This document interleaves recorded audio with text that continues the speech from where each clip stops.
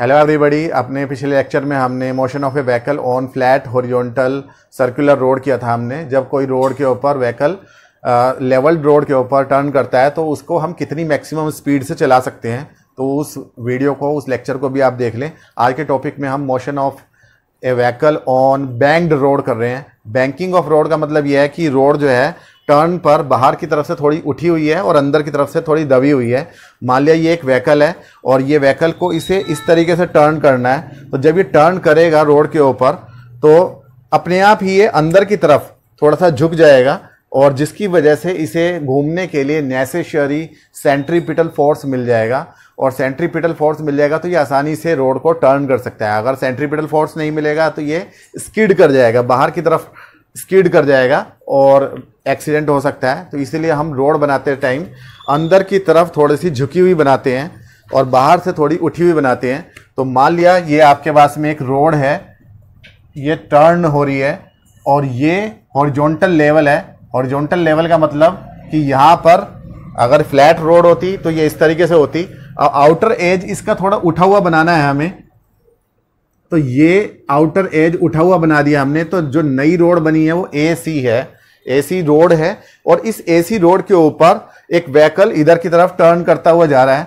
तो आपको ये व्हीकल आपने दिखा दिया, ये व्हीकल हो गया, एक सिंबल की फॉर्म में मैंने दिखा रहा हूं, बिल्कुल एग्जैक्टली आप मत सोचें इसे। तो ये व्हीकल है जो v स्पीड से टर्न कर रहा है। तो यहाँ पे कौन कौन से फोर्स वर्क कर रहे हैं इस व्हीकल के ऊपर? डेफिनेटली यहाँ पर एक इसका वेट होगा mg नीचे की तरफ वर्टिकली डाउनवर्ड। मान लिया जो ये इंक्लिनेशन एंगल है इस रोड का या बैंकिंग एंगल है वो कितना है? थीटा है। तो यहां आप ये देखो कि इस रोड के परपेंडिकुलर, इस रोड के सरफेस के परपेंडिकुलर हमेशा नॉर्मल रिएक्शन लगती है। तो नॉर्मल रिएक्शन इस सरफेस के परपेंडिकुलर ये लग जाएगी, ये नॉर्मल रिएक्शन हो जाएगी n। साथ ही क्योंकि ये व्हीकल बाहर की तरफ स्किड करने की टेंडेंसी रख रहा है, बाहर की तरफ स्किड करना चाहता है, क्योंकि ये टर्न नहीं करके न्यूटन के फर्स्ट लॉ के अकॉर्डिंग ये सीधी लाइन में ही जाना चाहता है, जिसकी वजह से ये बाहर की तरफ चला जाएगा। तो बाहर जाने से बचने के लिए अंदर की तरफ इसके चारों टायर्स के ऊपर फ्रिक्शनल फोर्स लगेगा, जिसका हम एक रिजल्टेंट फ्रिक्शनल फोर्स देख रहे हैं। चारों का अलग अलग नहीं देखेंगे, 4 टायर्स का एक रिजल्टेंट फ्रिक्शनल फोर्स कह रहे हैं हम।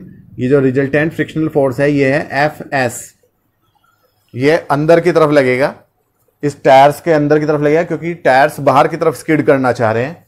तो हम यहां पर इस Fs के और N के कंपोनेंट्स करेंगे, horizontal component and vertical component. आपको पता है किसी भी वेक्टर को 2 डायरेक्शन में ब्रेक किया जा सकता है, एक तो जिस तरफ थीटा एंगल हो और एक जिस तरफ थीटा एंगल नहीं हो।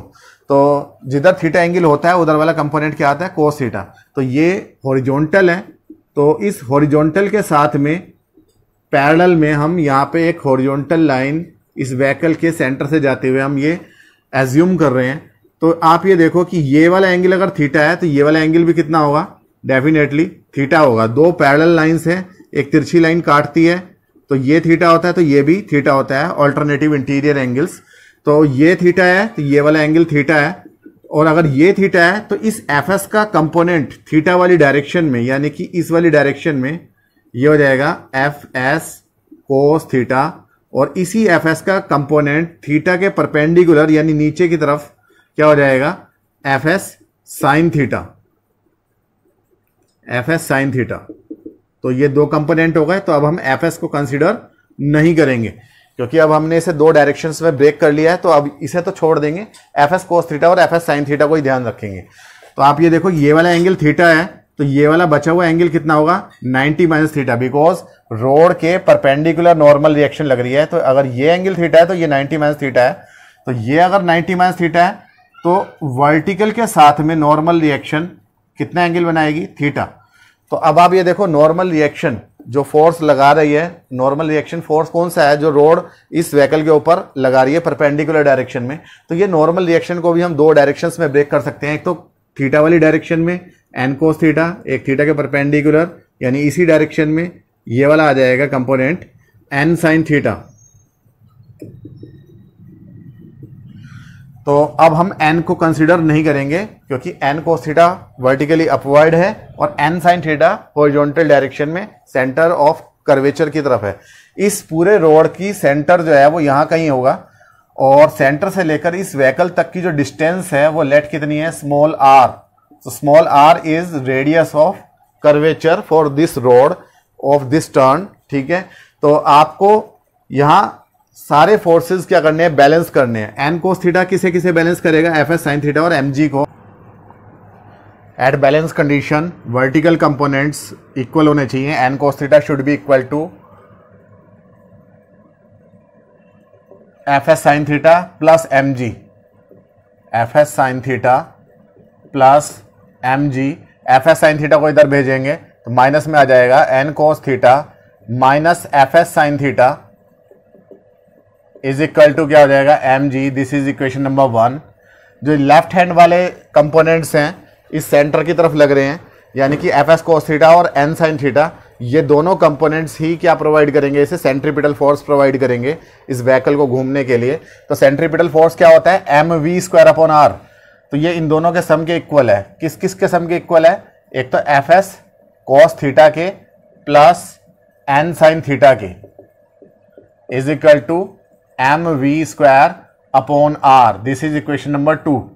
अगर हम इक्वेशन नंबर 2 में 1 से डिवाइड कर दें तो m जो है वो दोनों साइड के राइट हैंड साइड के कैंसिल हो जाएंगे। तो equation number 2 divided by equation नंबर 1, पहले मैं n साइन थीटा वाले टर्म को लिख रहा हूं क्योंकि ऊपर भी n कोस थीटा वाला टर्म पहले है।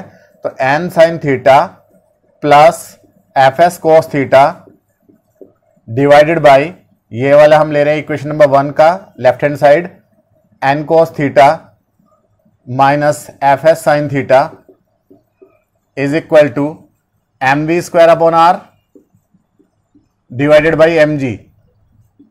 एम से एम कैंसिल हो जाएगा तो यहां V square upon are G आ जाएगा। एफ एस की वैल्यू हम रखेंगे। आप ये देखो, अगर मैक्सिमम स्पीड में हम इस व्हीकल को चला रहे हैं जिससे कि पूरा फ्रिक्शन का यूज हो रहा है, तो लिमिटिंग फ्रिक्शन की कंडीशन आ जाएगी। फ्रिक्शन की मैक्सिमम वैल्यू क्या होती है, mu s into n. F s maximum की वैल्यू होती है। तो जब v की वैल्यू मैक्सिमम होगी, यानी कि व्हेन v जो है वो क्या है, v मैक्सिमम है, तो तब fs जो है फ्रिक्शनल फोर्स जो है वो fs मैक्सिमम होगा। और fs मैक्सिमम की वैल्यू कितनी होती है, म्यू एस इंटू एन। तो ये वैल्यूज हम इक्वेशन नंबर 3 में रख देंगे। तो आप ये देखो, n sine theta plus mu s into n cos theta divided by n cos theta minus mu s into n sine theta is equal to v square upon are g. अब दोनों तरफ से n कैंसिल हो जाएंगे। आप ये देखो, n यहां पर भी है न्यूमरेटर में, यहां भी है, ये कैंसिल आउट हो जाएंगे।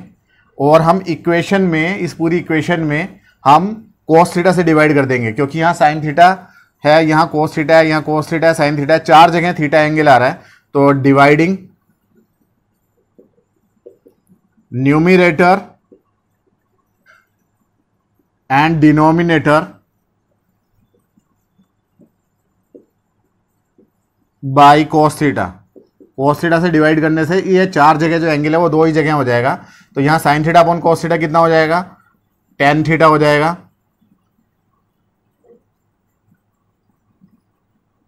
और यहाँ कोस थीटा में कोस थीटा डिवाइड करेंगे तो म्यू एस आ जाएगा, डिवाइड में कोस थीटा में कोस थीटा से डिवाइड करेंगे 1 आ जाएगा, minus mu S sine theta में कोस थीटा से डिवाइड करेंगे तो टेन थीटा आ जाएगा, इज इक्वल टू हो जाएगा वी स्क्वायर मैक्सिमम, यहाँ मैक्सिमम स्पीड हो गई है, यहाँ पे भी मैक्सिमम लिखना चाहिए, अपॉन आर जी। तो ये आर जी इधर मल्टीप्लाई में आएगा। वी मैक्सिमम की वैल्यू हमें फाइंड आउट करनी है, वो अंडर रूट में निकल जाएगी। तो वी मैक्सिमम की वैल्यू कितनी आएगी, फाइनल फॉर्मूला जिससे कि व्हीकल चल सकता है, उससे ज़्यादा स्पीड से अगर हम इस व्हीकल को चलाएंगे, इस कार को चलाएंगे, तो वो स्किड कर जाएगी, एक्सीडेंट होने का खतरा हो जाएगा। वो हो जाएगी आपके पास में अंडर रूट में आर जी ब्रैकेट में mu S plus tan theta divided by 1 minus mu S tan theta. तो ये मैक्सिमम स्पीड के लिए फॉर्मूला आ गया है।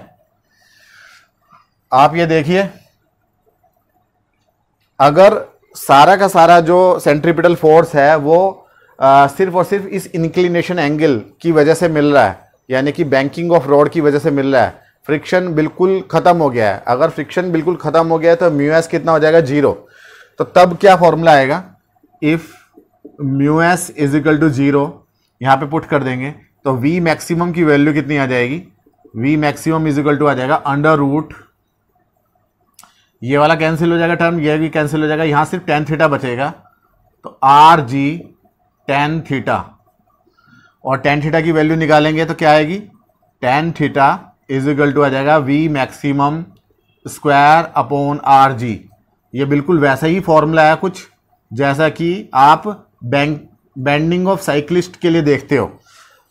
अगर बिल्कुल फ्रिक्शन नहीं है तो tan theta is equal to है V maximum square upon are G, इस फॉर्मूले से हम निकाल सकते हैं।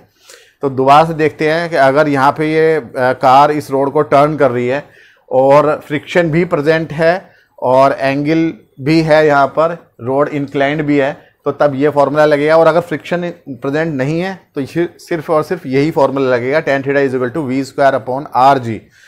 और अगर कार इस मैक्सिमम स्पीड से भी ज़्यादा स्पीड पे चल रही है तो वो बाहर की तरफ स्किड कर जाएगी। उम्मीद है कि आपको समझ में आया होगा। मिलते हैं अपने नेक्स्ट वीडियो में, तब तक के लिए थैंक यू।